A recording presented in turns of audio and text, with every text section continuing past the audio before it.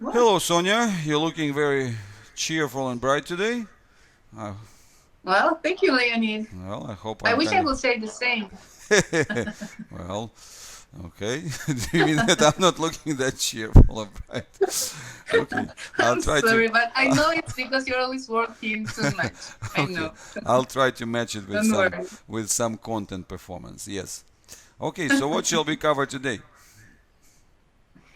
Well, we have been talking a lot about parenting, right? About different types of mindsets, but I thought it was time to bring something more practical to families. Something like what they can do in their daily care. Oh, absolutely.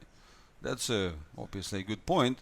You see, in American sports, there is this sort of uh, distinction, which is called the inner game and the outer game, right? So where, especially when it comes to the, like high level performance, the whole message goes that there is only so much of the outer game that you can achieve by just trying to do it. It's actually critical to get your inner game, right?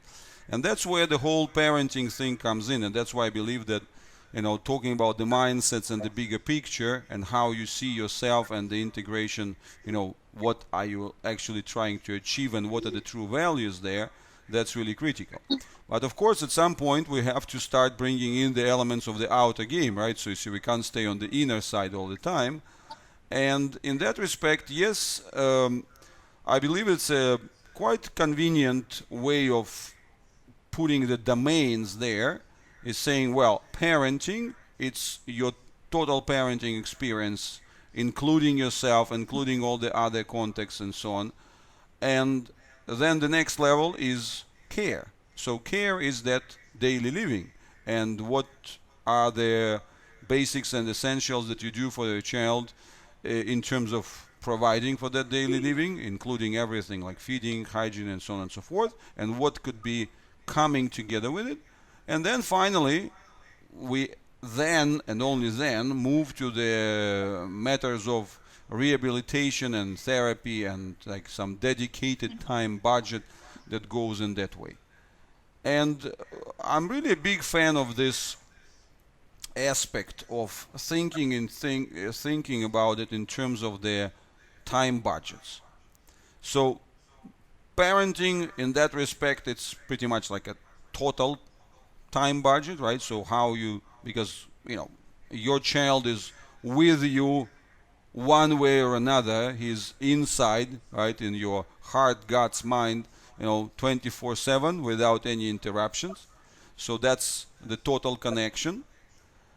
And then we move on to the issues of care, because care is the things that you do anyway, right? So you see, that's a certain time budget that is allocated anyway. So you, in any case, whether you looking whatever therapies or whatever actions, teaching, schooling, whatever you're doing for your child on the next level of more dedicated time budgets, you have those basics, right? Your child needs to be fed, your child needs to be taken care of, your child needs to be put to bed, your child needs to go through whatever teeth brushing and hygiene and all these other things, right? So that's the daily care. And now, probably the main message that I want to bring through this is to say that it's care matters most. Care matters more than dedicated rehabilitation. Because in terms of the integration into a child's fabric of life, in terms of the total regularity, consistency, and overall proximity to a child's life, care is the most intimate thing. It's the closest and the most intimate thing. And if you take the total time budget, the total time budgets that go for care are really large. So in that sense, this is really the key transition that I would invite the parents to integrate and go through, that it's not the care servicing the rehabilitation or schooling. But it's actually the other way around. It's your care which has the greatest potential for your child's learning, for your child's development, for your child's evolution, whether it's emotional, intellectual, physical, metabolic, sensory, and so on. So it comes through care. Whilst rehabilitation, as the dedicated time budget, it's the additional next level which has to be embedded into the system of care that you build. So that's really, for me, is the most important transition and the most important understanding, because also you realize in that sense that once you take it that way, it also changes the roles, right? Because if we speak about rehabilitation first, or therapy first, or schooling first, right? So then the central figure in that process is somebody from the outside. It's some kind of expert who either has to do it for you, and your part of a parent is just to bring that, you know, a child of yours into the hands or whatever, into some whatever other magical skills of the external expert, and they will do it for you, right? Yeah. Fact is, you have to realize those things alone, they have very, very, very little of the long-term upside if the care system is not built. And on opposite, it's the care system that builds those compound interests. And then if you have those compound interests built, then you can have those extra boosters and pushers and some specific things which indeed can come from the external persons, external experts and so on, but they are the ones who belong to the second tier. You are the epicenter, you are the person in charge of the care, and it's care that is the source of everything important and good happening to the child. And unfortunately, this is not do you think we could, how can we improve the care? Well, because that's like the logic question. Of course, that's a logical question, right? So you see, the first thing is to stop thinking of care in the super utilitarian way, right? So what is a utilitarian way, right? Utilitarian way is that when you're looking for outcomes, right? So what is the outcome of changing the diaper?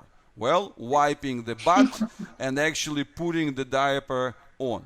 That's the essence of, that would be the utilitarian approach to care, right?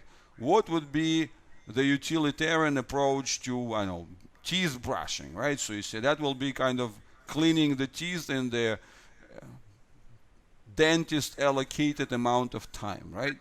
What would be the utilitarian approach to feeding? Well, put the calories and the food in the shortest reasonable time available so that you can do something important, right?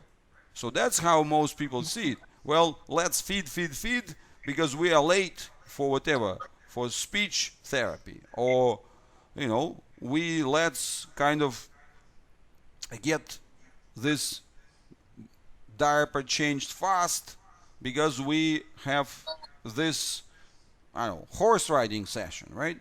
Or let's wake the child up in the morning and rush all those things because we have to go to school. You know, the school will give us essential knowledge and all the other things because there are experts there and there are other children and all these things are important and so on. So that's really the most misleading thing, because care as something familiar, systematic, intimate, this is where you come closest to your child. And this is where, on the practical side, you really have to see it in like three different ways. I mean, three different levels. So level one is your contribution, right? So that's what you know, inevitable part, that external component that you provide, right? The child can't wipe the bum, you have to wipe the bum for them, right? Then there is a component of the participation, right? Participation is what and how they can participate in this activity. And the third level is the total context. What starts, what happens before, what happens after, what kind of settings you have for those episodes of care, what is the total, mindset and actions that you associate with it, and so on and so forth, right? So that would be the context. So, but first point, participation. I'll take the mid one, right? Because that's the one that has, especially in the beginning, right, it has probably the most detrimental effect on the efficiency, on the utilitarian outcome, right? So, if a certain bowl of pureed food takes you like, whatever, if it's a 400 grams milliliter bowls, right, and then a single spoon is 10 milliliters, right? So basically it takes 40 spoons to down that bowl into the child. And that's half an hour, easily. That's it. But even if it's half an hour easily, right? So you see, you as a person who is doing it, and you have done it, let's say for countless numbers of time, you develop some good efficiency, right? So you see, just can catch the moment when the mouth is open, then let's say just like throw it in, like close the mouth, wipe it in, and then the next spoon, the next spoon, the next spoon. So because that's the whole idea, that it has to be some utilitarian outcome. The child needs food, so we can get something useful out. And the moment the child starts coming with participation, because he's slow, he's playful, he's whatever, then the effectiveness and the efficiency and the utilitarian value of the process dramatically goes down. And then, your context of scheduling, right? Because you have plans what's going to happen afterwards and so on, that also goes down. So, and that's why a lot of parents, instead of actually saying, oh wow, there is a participation, there is, really a loop of response here, something that you actually have been looking for in all sorts of these activities, right? They just keep banging through, or even worse, they get like stressed, upset. We are going to be late, eat, because also having the unfinished bowl is also bad, right? So that's really the critical mistake. Nobody pays attention to how it's working. Nobody pays attention to those moments and timings when the child is trying to participate. Nobody is actually tracking what kind of evolution is happening there. Nobody is setting and pre-designing the opportunities to increase this participation, because it's still going to be slow, right? And so on. So all these factors are not happening when you are set on the utilitarian outcome. And especially with your day typically being so packed and, really stuffed to the maximum with the potential like plans and actions that you have to do, because, especially as a mother, right, you always have a plan, right? So what's going to happen next, right? So you see, we have a plan.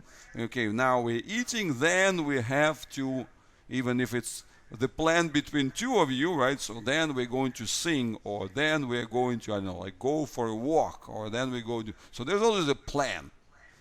And then, if the child starts kind of being too much participatory in one way or another, what happens? It's interfering with the plans.